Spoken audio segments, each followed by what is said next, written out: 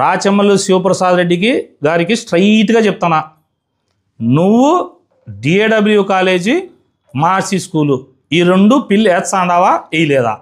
ఇది ఒక్కటి జవాబు చెప్పు. మిగతా నీకు అధికార లాస్ట్కు వైఎస్ఆర్ పార్టీ వాళ్ళు కర్మగాలి నీకు అధికార ప్రతినిధి ఇచ్చినారు. ఆ పార్టీ అధికార ప్రతినిధిగా ఉండి గొంతు అమ్ముకుంటాడావు లాస్ట్కు. నువ్వు బతకలేక శరీరం అమ్ముకునే వాళ్ళకంటే దిగజారిపోయి డబ్బుల కోసం గొంతు అమ్ముకొని ప్రెస్ మీట్లు పెట్టే మీరు మళ్ళా నన్ను ప్రశ్నిస్తారా? మళ్ళా నాకు నీతులు చెప్తావా?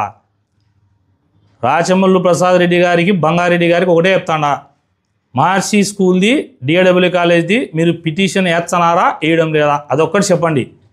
ఇంకొక 10 రోజులు 15 రోజులు వెయిట్ చేస్తాం మీకోసం.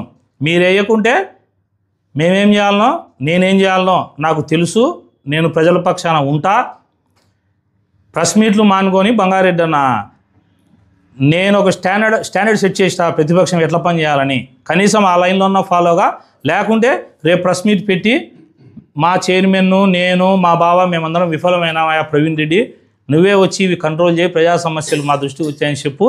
నేను ఎప్పుడూ ప్రజల కోసం సిద్ధంగా ఉంటా. ఇంకొకసారి ప్రెస్ మీట్లలో అడ్డపేర్లు పెట్టి కానీ ఇంకొకటి కానీ పెట్టి మాట్లాడినారంటే రాచమల్లు శివప్రసాద్ రెడ్డి గారికి చెప్తానా, బంగారెడ్డి గారికి చెప్తానా, మాట్లాడే కొందరు శంశాలకు చెప్తాడా, నేను పేర్లు పెట్టి నేను అల్లరి చేస్తే మాత్రం మీ ఇళ్లలో నుంచి వాకిలి దాటి ఇట్లా బయటికి రాలేరని చెప్పేసి చెబుతా. సంస్కారవంతుని కాబట్టి మీకు గౌరవంగా చెప్తానా. ఇంతటితో దాన్ని మానుకొని పద్ధతిగా ఉండాలా.